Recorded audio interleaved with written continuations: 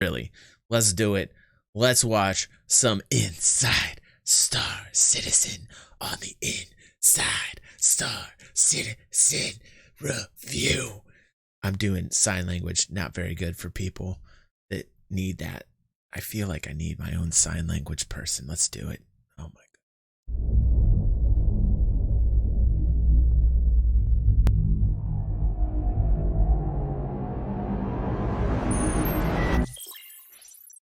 Hello, and you know what time it is. Fam is here. They're live. Say hello, fam. They're over here. I like to show chat from time to time. Mom's welcoming in Apollyon.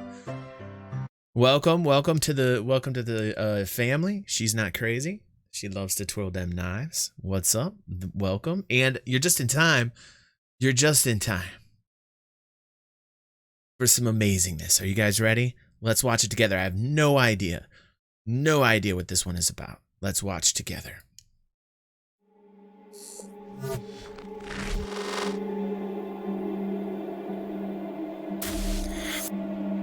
More than other manufacturers and races, the Vanduul ships are really material driven.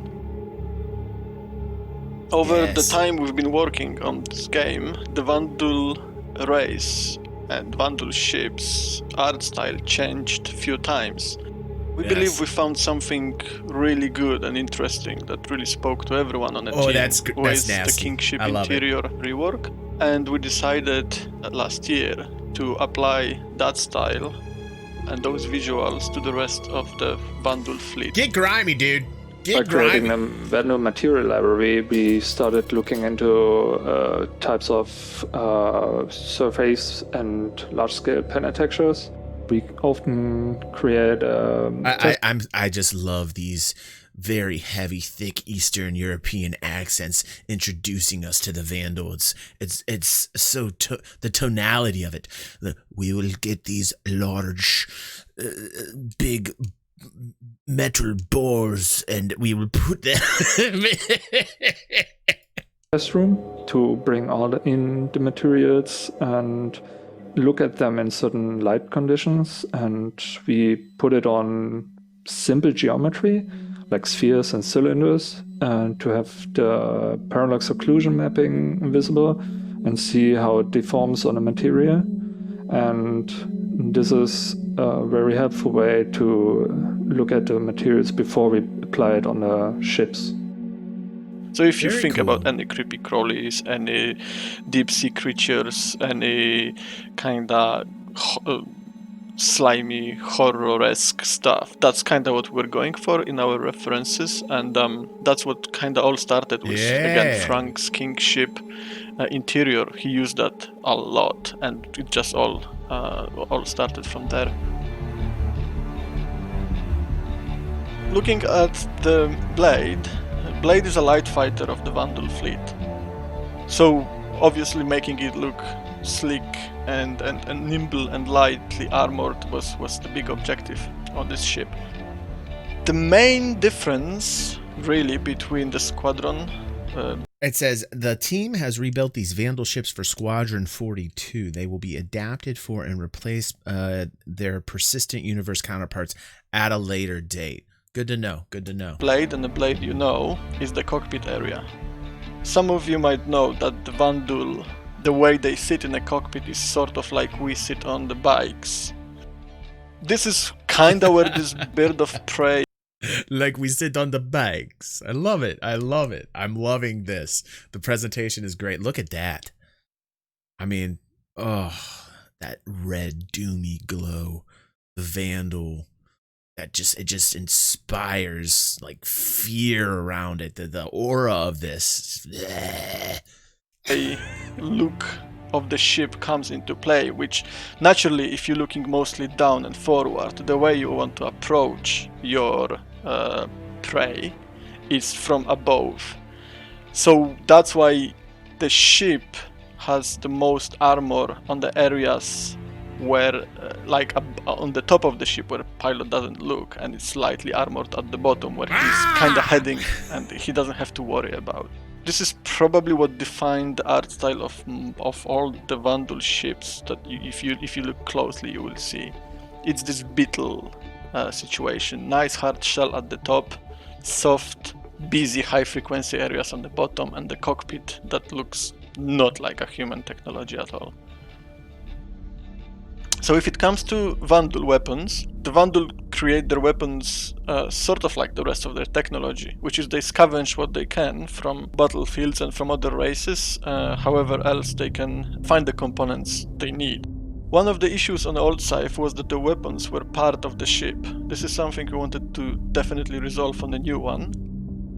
Visual aspects of the ship is we did like asymmetry a lot. That definitely has to stay. It's fairly iconic, but we wanted to make sure the ship looks much more balanced than it was before. I'm telling and we you. also wanted to give it those kind of medium fighter characteristics, which is it has armor plating, looks a little bit slower than the faster nimble ships. Yeah, but the cockpit it too is all definitely like looks like it can do smeared better and maneuvers streaky. than a heavier ship for the Vanduul and other races. Like grime and dirt on the front, pieced together but deadly looking. If it comes to Glaive, Love it. we wanted to use this opportunity to give it a unique look, so it doesn't look like a Scythe with extra wing on the other side. Also, we wanted to make it look special, so it looks similar to other ships. Oh my but god, are you kidding me, man? This looks fantastic. Are you kidding me? This is like 10 times better than what I've been seeing in the past. This is great. its own Look at right, this. fairly unique. We like the bird of kind of prey aggressive silhouette and look. They did such We a kind of good wanted job. to emphasize on that a little bit more, which also suited the art style of Vanduul, especially when They looking do. at the other ships. The smaller Vanduul Brockle saying in chat that they look so much more alien, and they do. And perhaps they'll keep initial designs with Asperia, since Asperia is a manufacturer that does replications of alien models. It would be kind of neat if like Asperia kept the original models, but these were the actual like Vanduul scavenger ships. You know what I'm saying? Like, this looks fantastic. The texturing is off the chain. If you look very closely and you look at the lighting hitting off of the right side of this ship, you can see small texture details in the actual hull. It is fantastic. ships definitely have this bird of prey kind of look to them. This is a bit of a peek into what we've created for Vanduul, for Squadron 42, which was a very exciting task for me. And that with red Frank lighting, on that red developing this, ominous and light. with Nate, our art director, that was incredibly rewarding, and I hope you like Yes, what we they came do, up with, Soviet. They do, dude. and see you in the verse. Nicely The ships done. of the Vanduul are just some of the ways we've been celebrating Alien Week all week. From contests to... I noticed, and I this is interesting. The names, the names and the titles used to be behind my head, and like I think about a couple weeks ago, they actually shifted the names and the titles to where you can see on your right of me. So that's great. They no longer are behind my bald head. So that's awesome. I don't know if they watch the Inside Star Citizen review, but thank you guys. That's nice. Thank you for doing that. We like that you shifted over for my body. We appreciate that. We appreciate that here. language primers, from recipes to historical fun facts to roundtable Q&As and more. Be sure that you've checked out the website to see everything that's happened this week. As for your weekly dose of currently in development updates, it's time once again Let's do it. for Sprint Report.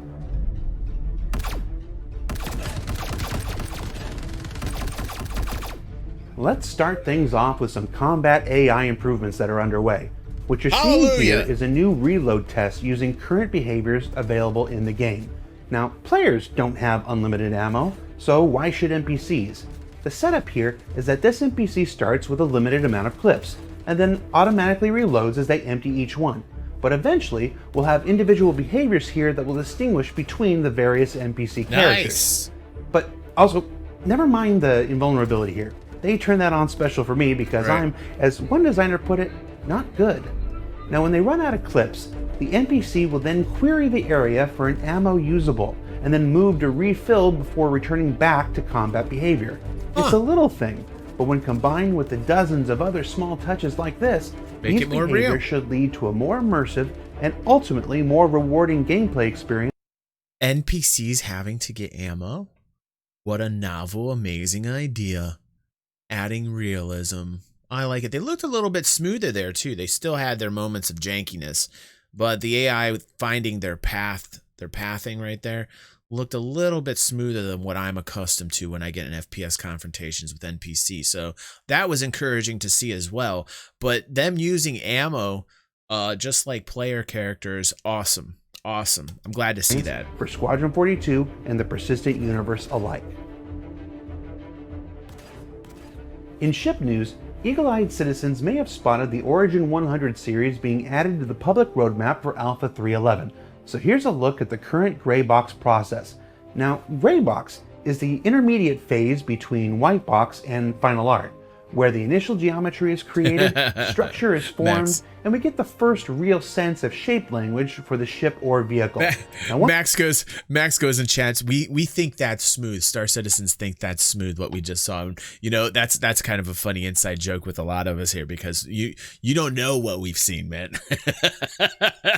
Right, Max? We've seen a lot of jank. So yes, this is an evolution. Once it's all validated here, the ship will move on to final art, where the texture and detail are added and its true personality will begin to shine through. Of course, it's not just new ships that are on the way though. Old stalwarts like the Gladius, often a test bed for new features and functionality, is currently having a little work done, including the addition of a weapon and item rack to help with missions in Squadron 42, as well as a dash makeover complete with working toggle switches and lights to support. Oh, that looks so much better with the new UI and the building blocks tech, man. That's gonna be so.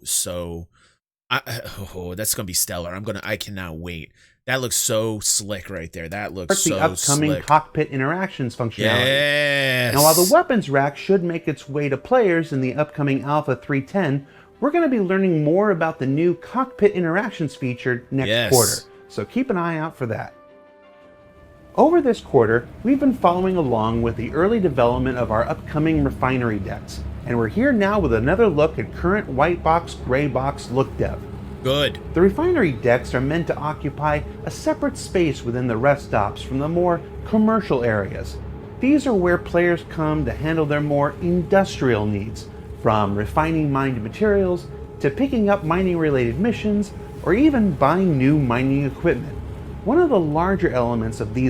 This is great. This is giving us a little bit more detail. We talked about this on Star Citizen Leaks. They have their own new YouTube channel with Execute from Inforunners on it. I was on the other day with Execute and Hater from the Star Citizen Leaks Discord and community, the head there, and we were talking about these new refinery features. Very cool. These locations are the blazing heat generated from the open smelting facilities and blazing slag being poured into vats. Nice, man. Nice. Refinery decks are intended to be utterly industrial, from the large metal clanging to the shouts of the workers all around. And if that's not hot enough for you, on our last sprint report, we showcased the early explorations of fire propagation tests for Star Citizen and Squadron 42, and we're back with another update.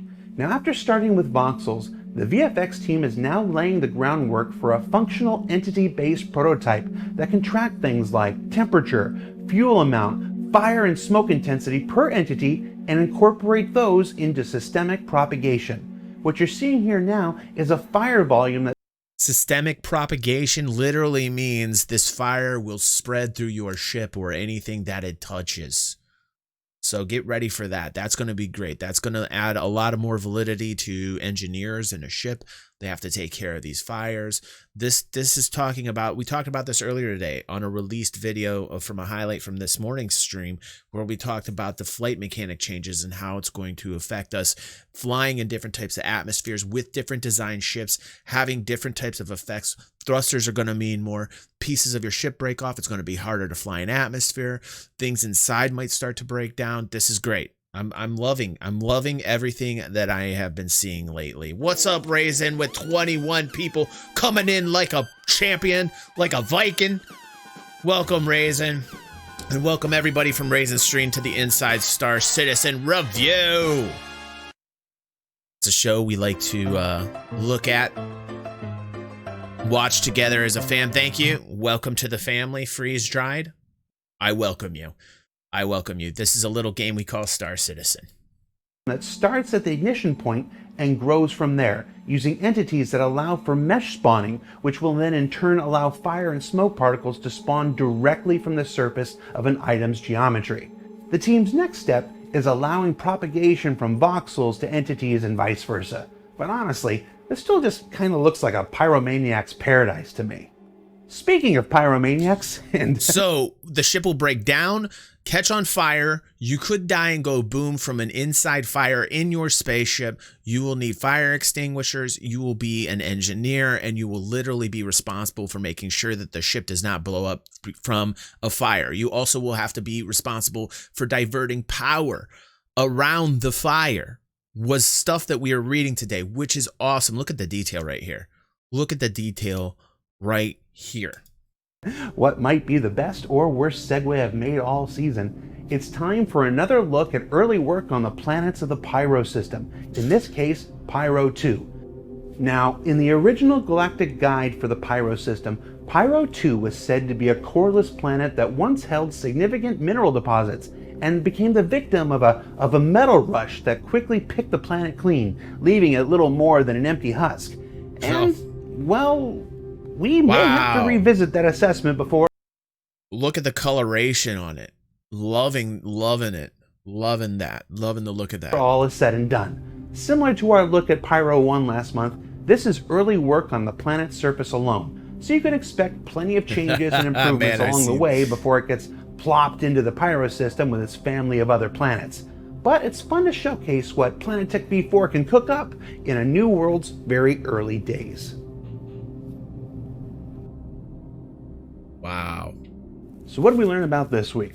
We learned a lot this week. The Vanduul and their ships get more alien and more menacing as development progresses. That the Gladius remains testbed for the coolest new features. And that between refineries, fire propagation, and the Pyro system, Star Citizen's development really seems to be heating up. And I have no shame. For Inside Star Citizen, I'm Jared Huckabee. We'll see you next week. Wow, that was a really good episode. I really, really dug that. Let me put the chat in front here so we can see what you guys are saying in front of the actual display here. Raisin saying, what do you think we will be doing in Pyro if it comes without ruin and any resources to mine? Good to see you.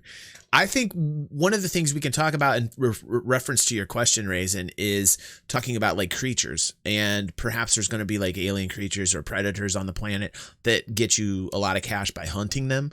That could be something. That could be something we could look forward to, Raisin. Not quite sure what we can look forward to. You know, perhaps we can, build bases in remote areas that look like they aren't important. You know what I mean? In the future, taking our frontier, plopping down a nice little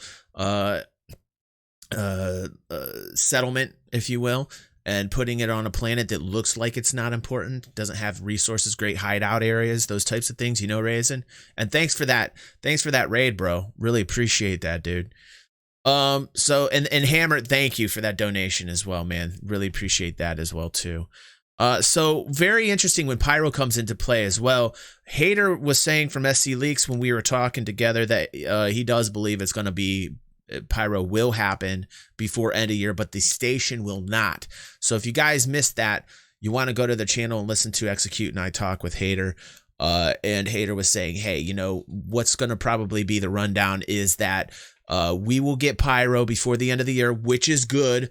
Pyro 2020, we've been screaming it here, but we won't have the pirate station ready to go before the end of the year, which is, the cool thing is at least we'll be able to go to another system. Pyro 2020, says Dash. Exactly, dude. They just said they are changing the lore for the planet, so it isn't strip mined yet, says Soviet. Interesting information, dude. Interesting. Vote Pyro 2020. Yeah, so that was the information we had gleaned from the SC Leaks area and from Hater there. But I'm very excited about what we're seeing here. I'm very excited about 3.10. When the first wave of the PTU hits, you bet I'm going to be in there, and I'm going to be telling you my new what I think about the new experience, the new flight experience. I will share that with you guys. And wow. It feels like we're hitting a big time content rush. Like the content's just hitting and hitting and hitting. And that's so positive. That is so good. I am so glad to see that. So, like I'm going to, we're going to take it with a grain of salt. We're going to wait till we experience the gameplay.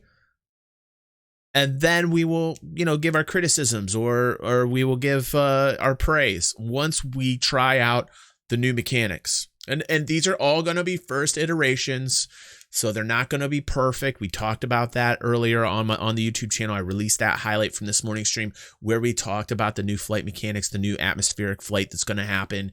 These are things we already talked about earlier today on the stream. But you guys, thank you so much for all of your support. Don't forget, we are having a Cutlass Blue giveaway thanks to our generous benefactor, J-Dubs. J-Dubs, thank you so much. You guys can go to the channel. If you are a supporter of the channel, you'll have access to the podcast, which is for our VIP members that push join on YouTube, or our patrons. And you will also have access to monthly giveaways. And we are giving away a Cutlass Blue this month. Thank you, J-Dubs, for doing that. We appreciate you. And thank you, everybody, for showing up today. I had an awesome time with you guys today. Hopefully, I'll be able to stream tomorrow. Keep sharing, keep liking. The momentum is real. We're doing great, guys. And I will see you on the next stream or vid.